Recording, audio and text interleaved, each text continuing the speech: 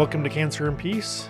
My name is Sean Stewart, and I'm here to facilitate a conversation with my good friend, Peter Scalzo, and we're going to have another episode today with questions. So Peter is going to entertain some top questions that we have, and we're going to listen to him opine on those.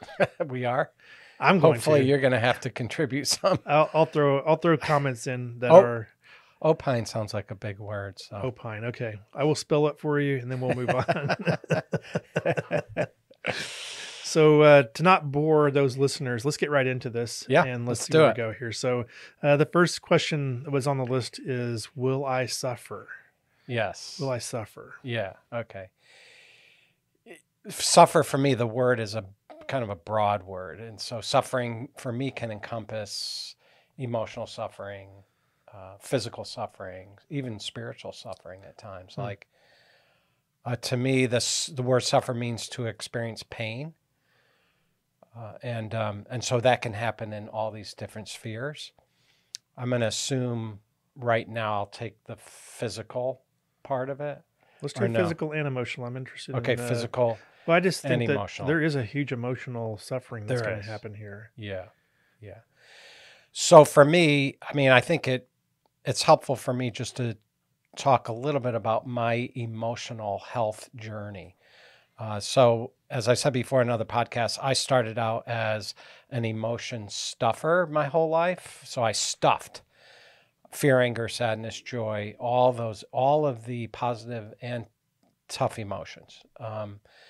In fact, I was thinking last night, I was doing recovery work with guys and the question was, when has feelings and emotions sort of like ruined your life? And I thought, well, I didn't feel them. I suppressed them. But what would happen is not processing my emotions led me to a lot of anger. So I had a lot of internal unhealthy anger, and I would have outbursts. So that was one emotion, I think, that would just bubble out. But I wouldn't let myself cry or anything like that. So I think for me, in 2015, when I had the sea change, before 2015 for 10 years, my cancer journey meant surgery, remove the cancer, recover, get back to work. Then, have other surgeries, all kinds of surgeries related, but get back to work. I didn't have to do chemo, radiation, immunotherapy, none of that stuff. But in 2015 and following, my journey became metastatic. So that was a sea change. And along with that metastatic diagnosis came all the tough emotions bubbling out, mainly fear and sadness, some anger at times, but mostly those two things. And so it brought me into those emotional places that were uncomfortable for me and brought me pain. And the question was, now I'm to the point where I say, okay, I'm experiencing sadness today, or like tomorrow I have to go for an infusion. Next week I have a procedure in the operating room and look for cancer, change stents, and we don't know how to fix my system yet. I'm having a problem, as you know, involving my kidneys. We don't know how to fix it. So the issue is with fear, with that, it's how do I process fear? How do I handle the unknown?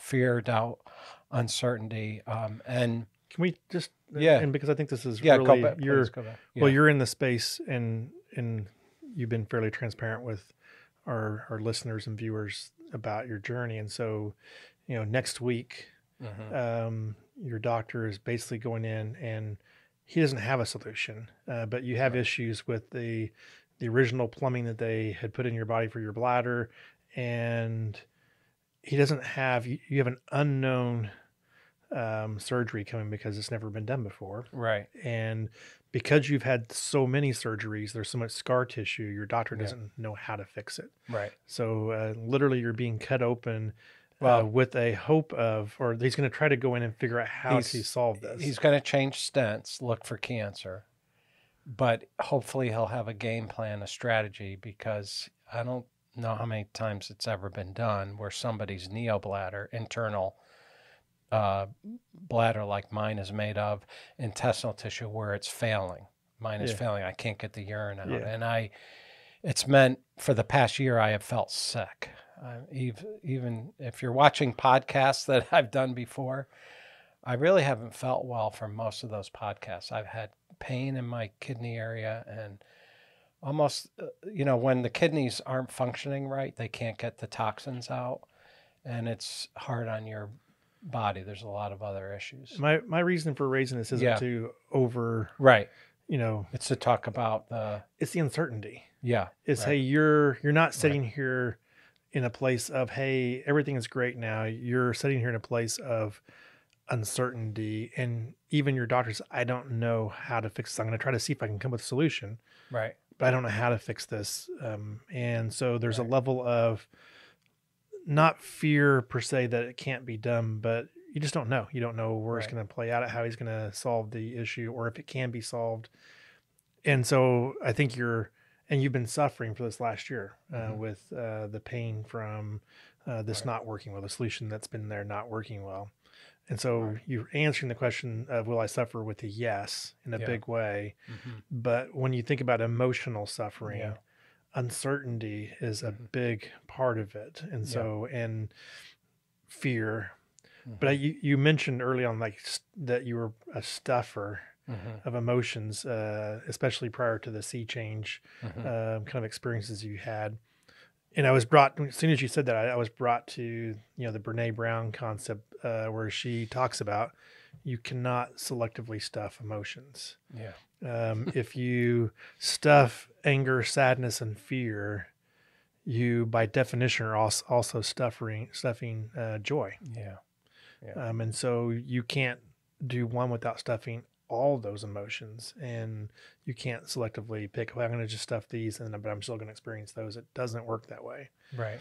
And it kind of leads to the second question is, can I handle the pain, or how do I handle the pain in that too? And I didn't mean to cut you off, but it was just, to me, knowing that your story really gets to uncertainty is there today. It was at some point in time in your journey. Today, you're sitting here in an uncertain point, and you're having to figure out, how do I manage the emotions and feelings, and potentially, do you feel fear? Yeah. How do you manage that feeling? Yeah. So in the emotional space, the greatest pathway I've experienced for the past 18 years has been working through acceptance. I know we've talked about that before in earlier podcasts. But can I accept those things that I can't change? Can I live one day at a time, one moment at a time, accepting hardship as a pathway to peace? Can I do that? And I know for me, to get to acceptance, I can't just roll over those tough emotions. I have to process them. So like yesterday was my 18th, was the 18th anniversary of my mom's passing from cancer. And I went to her graveside and just honored her. But there's some other tough cancer cases that I'm just partnering with people on right now. There's some recent deaths of cancer people that I'm processing. One person who I was close to in the real estate world that passed. And then there's my own uncertainty. And I think that for me, it's to sit down in that quiet place to say, I feel sad today, and why? Why do I feel sad? Oh, I love that, because I was going to say, and you just said it right. You said what you felt, and the birthplace of all this is allowing yourself to feel. Yes, it's like, it's not covering it up. It's you sat down and you felt. You went to your mom's grave and you felt. Yeah, and I, cried, and so I said to myself yesterday, as I prayed and cried and just thought about what was going on, was, what's a good next step? And you would love this because you talk about this a lot, but I made a gratitude list. I actually wrote it out. And the gratitude list was my memories of my mom, and the blessing I had to know her as long as I did. It was huge. And also what she taught me about walking through cancer and even passing. She showed me how to pass into the next life. But just so processing, saying, yes, I am sad today. I have permission to be sad, and this is why. Yes, I am fearful because I don't know how they're going to resolve. I mean, I have a Foley catheter 24/7 now for months. I don't know how long it's been. And that's a pain in the neck to have. But can they resolve this issue? Not where your neck's at, but yeah. Sorry. Can they resolve the issue? And so, okay, what am I fearful about? I'm fearful about my situation not changing. And also, of course, we'll talk about it in another question, but dealing with the possibility of recurrences. Yeah, we're going to get that's that in a huge one. Yeah. But anyway, for me right now, it was like, okay, well, I got to do. Okay, I am so tired of the medical space, so tired. Mm-hmm. I go into hospitals now, and what I do now when I go into hospitals is I say, okay. I say, Jesus, you have me in this place, and I'm struggling right now. I don't want to be here, but I have to. I have to get this infusion tomorrow. I have to go back for a procedure. I mean, they all know the names of my kids in the hospital because I've been there so many times. So it's like, okay, Lord, I need you. I need your peace. I need your strength. And then I work on acceptance. Lord, I really don't want to be here. Yeah. I'm not angry right now like you. Sometimes I am, but like right now I'm not angry. I'm thankful. But at the same token, I wished this to go the other way. And it was interesting. We had we have time. I'm just going to say it, but we had a cancer support group a couple weeks ago on a Sunday, and there were probably 7 of us. And there were 3 of us that had long cancer journeys. I mean, 18 to 23 years and tough ones. And I heard this like fatigue in people and their voices and sadness, fatigue, and why me kind of like. That was like the resounding thing. And it brought me to a place in the Chosen series. And maybe you don't want me to say this. No, it's good. Yeah. Yeah. And it's, it's this scene with little James. You probably know the scene, but it's in the 3rd season. And The Chosen is just a series that I really like because I just think it does a great job. I haven't seen it. It does a great job of telling a lot of backstory and representing the human experience while Jesus was here. So Jesus is at this place in his ministry where he's going to send the 12 out in pairs to heal sickness and cast out demons, basically to perform signs and wonders. And the guys are sitting there like, what? We're going to do this? Yeah. We don't know how to do this, right? But there's this scene with little James after Jesus presents this thing. It's just, and little James is one of the 12 disciples. And I think the movie, maybe there's this historicness about one of the disciples. There were 2 disciples called James, but they chose to make this guy little James. There's probably some historical evidence that he was, but anyway, he has a disability, little James, and he doesn't walk as well as the others. He's short, all that kind of stuff. And James has this thing with Jesus, and he's like, hold on, you're sending me out to heal people. And Jesus says, do you want to be healed to him? And he said, well, yeah, of course. And Jesus said, that would be wonderful, wouldn't it? I mean, I'd get the glory and God would be praised and all that. And little James is like, yeah. And then Jesus said, but do you know what? We entrust you with this. We're trusting you with this disability, with this thing. And Jesus said, think of what it will be when you go out and perform these miracles and you have a disability yourself. But I felt led to just say to the cancer support people, God has entrusted you with this journey. And I know what it's done for me. It's made me more dependent on him. It's built up my faith. It's given me a vision of the afterlife. It's shown me that when I'm powerless and weak, then God is strong in me, All these great truths that I wouldn't have understood but for this journey. And there's this concept, and it gets back to purpose. You and I have talked about that God has a great purpose with this, with inserting us into this journey. And I was hoping that the people in our cancer support group would grab a hold of that purpose and therefore hope of what God's going to do within it. I'm so far off the topic right now. No, you're not. It sounds like it in one sense, but you're not. And the reason is because you went from, will I suffer? And the answer is yes, physically, emotionally, spiritually. This is a journey of suffering. And then how do I handle the pain is find your purpose. And in the midst of it, you just described part of the story, which stuck out to me was you felt it takes great courage to feel emotions. And we think in our current westernized kind of modern era that feeling and showing emotions is not courageous, but to feel emotions, to feel pain takes great courage. And then in the midst of that, you shared kind of the opposite side of it's not the opposite side, it's the point about the Brene Brown thing is that, okay, in the midst of allowing yourself to feel sadness and with your mom, you also felt gratitude, because gratitude's a feeling. And you were able to experience gratitude by doing a gratitude journal and experience the joy of that relationship. The joy of being brought up in this family with this incredible woman who, provided this place of safety and love and so you experienced all of that.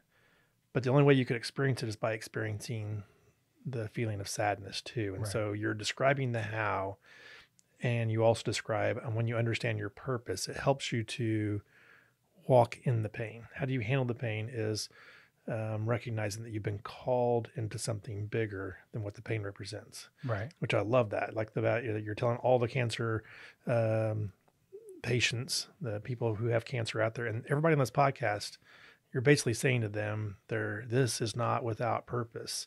How do you handle the pain? Find purpose. Allow yourself to feel pain, sadness, these experiences. So to me, this is incredibly powerful for all of us to hear. How do we walk in that? And on the physical pain side, the physical suffering, which is part and parcel of this journey, the medical community offers pain meds, and I always struggled with narcotic pain meds and things like that. But there are a lot of great helps. There's times that the pain, I'm sort of a pro now at when do I take my med so the pain volume doesn't get too high. I can keep it at a manageable level. And those are things you learn as you go through the journey about the physical pain piece of it. And most of the time I walk in acceptance of the pain. There's times that's the place where I probably get angry. I'm like, darn, I'm sick of this pain. It hurts. But usually there's helps there within the medical space. And like right now, I like to be as active as it can be. And sometimes this catheter bothers me. There's pain with it. It's okay. A shift position, take something or that kind of thing. I'm not a big narcotic pain med guy, so mostly. But you're also not a masochist.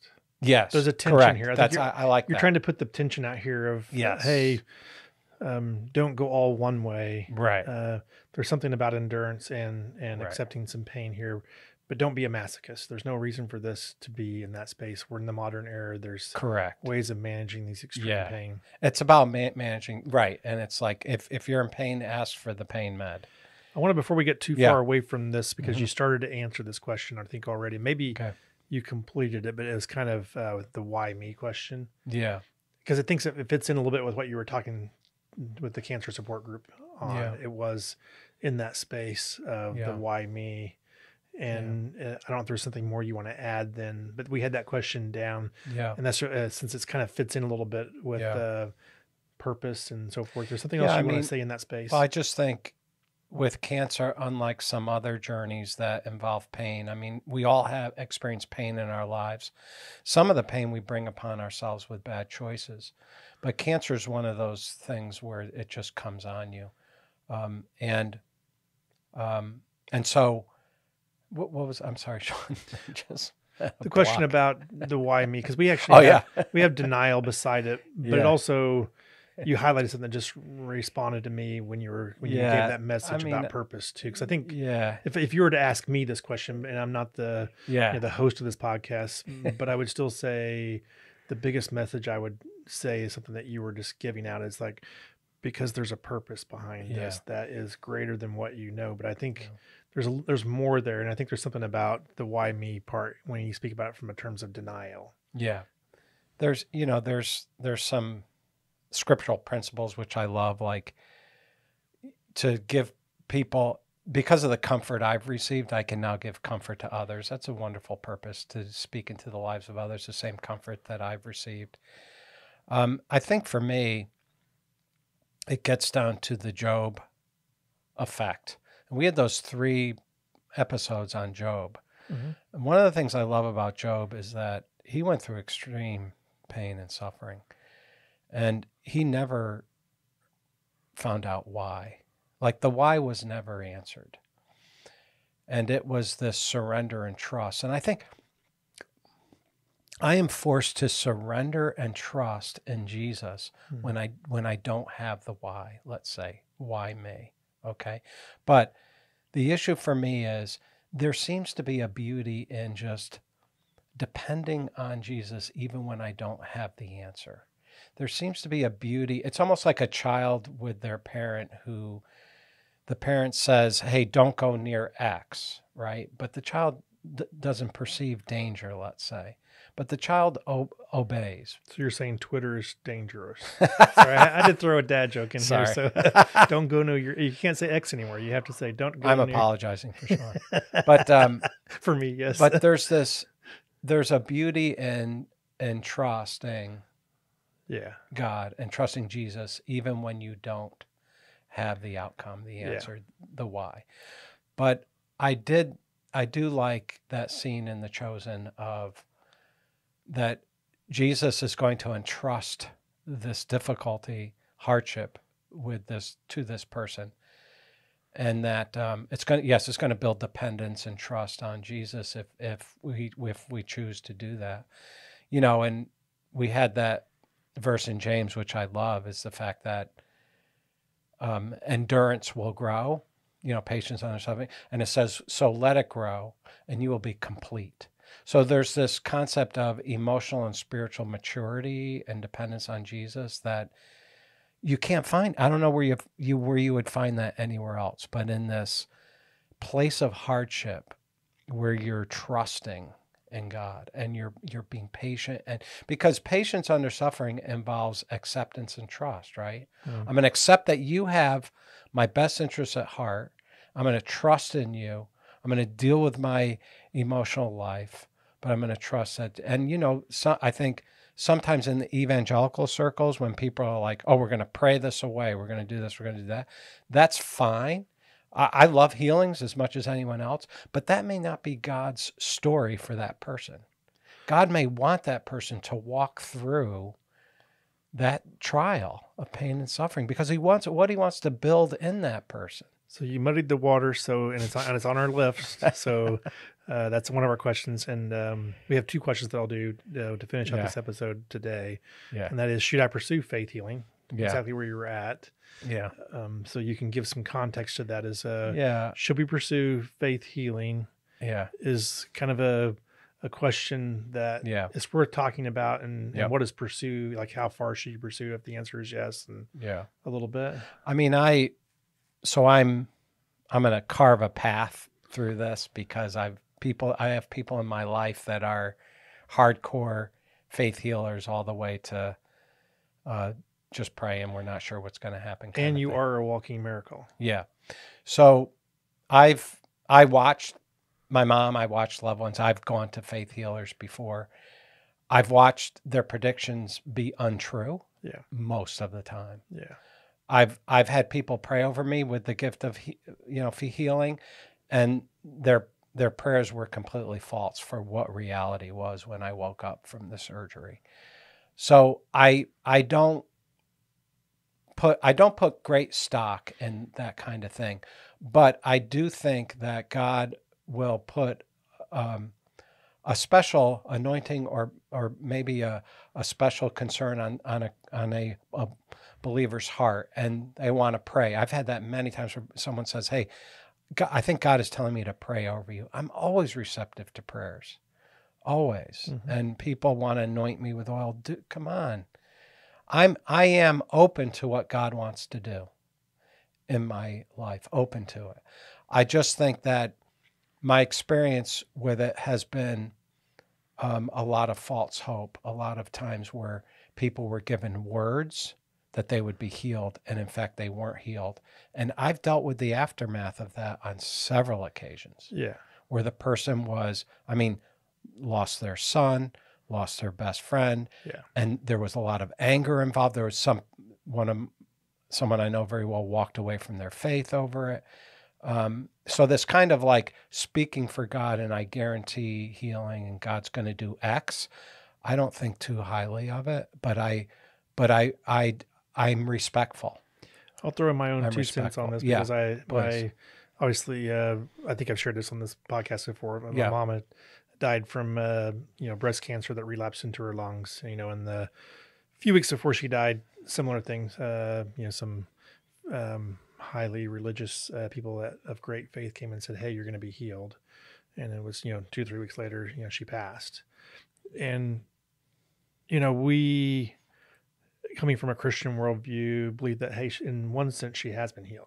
She is with God and not in pain right now.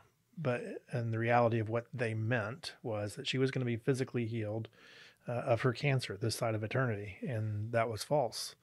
And I think sometimes, I now have some, when I hear somebody speaking for God, I'm a little bit, I question up front.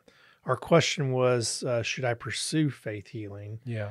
And I think I look at your journey, and there's great faith as you walk along this journey of healing. Yeah. But you're heavily involved in the medical community. You've had diagnosis of, hey, you have a few months left, get your affairs in order. Twice, yeah. And then you've had the miraculous. I'm the most unlikely guy to have experienced.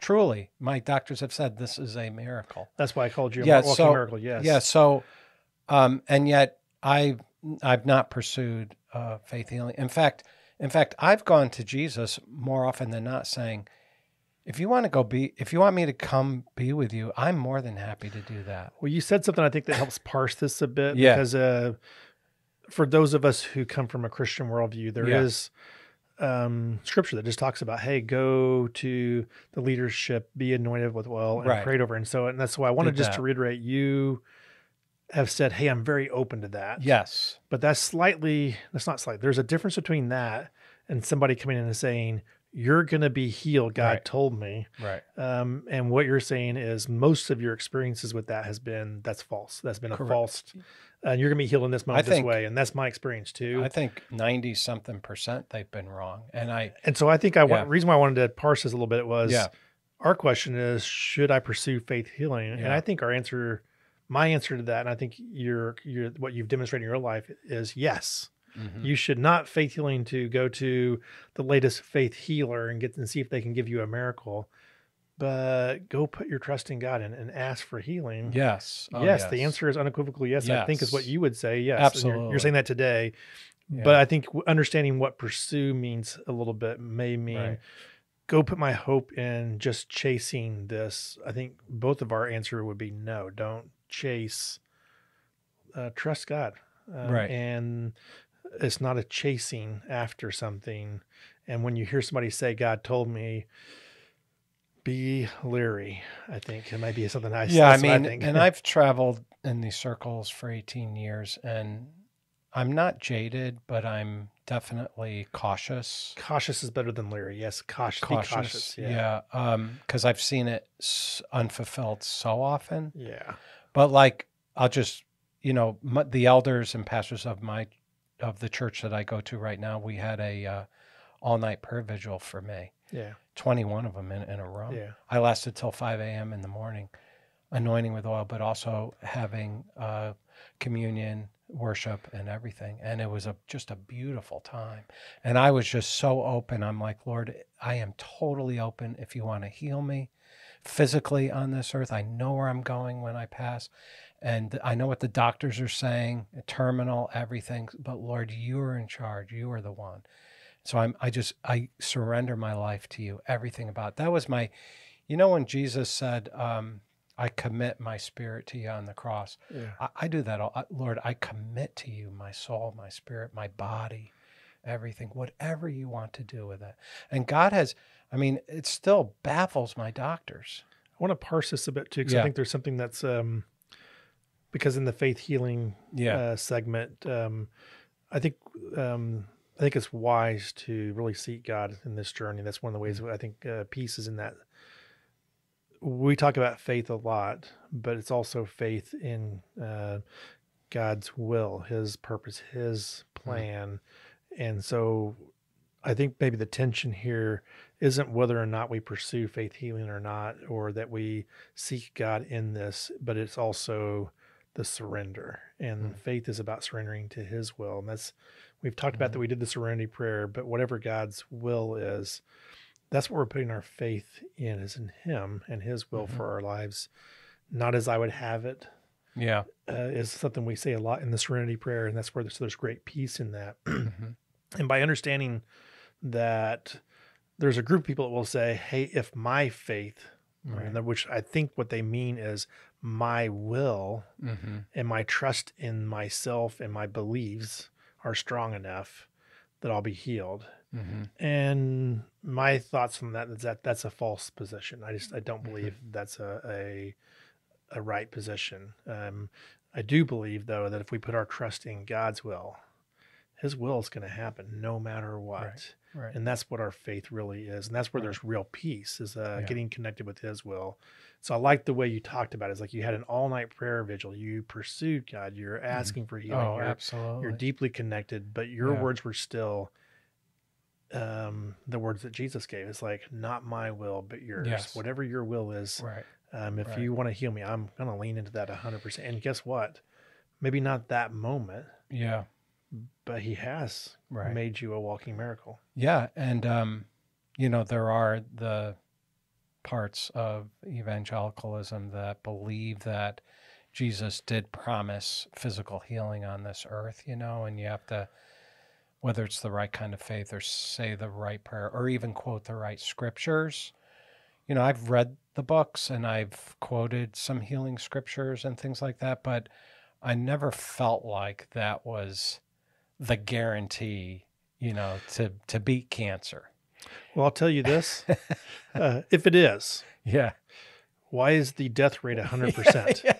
Because somebody should be especially for strong Christians. Somebody should be able to pray themselves to at least 1,000, right? I made it to 1,000 years because my faith was greater than yours. I'm sorry, but I think you get the logical point here. And there's so many strong Christians, we all know them, who pass from illness. Yeah. Oh yeah, some of the greatest. Cancer. Yeah. I'm going to do this last question so that because we're running out of time, and we're going to talk in a lot more detail. So this will be short for now, but we're going to do a whole episode on this question. Okay, that'll get played after this, and it's an important thing, but it's really what happens after I die. What happens after I die? I'm going to let you give a short blurb on this, and we're going to do a whole podcast on that. Maybe you're just going to introduce. Hey, we're going to talk about that with a whole episode here. I'm just going to say this, that in 2017, when they sent me home to pass and call hospice and all that, I took a lot of great comfort out of reading scriptures about the afterlife, but also reading about near-death experiences and also watching videos. Now, I'm not this total near-death experience advocate, like this all happened. Not an advocate junkie. Yeah, no, I'm not. But I do think there's a lot of real experience going on in that space and stuff that we don't really talk about that much in evangelical circles.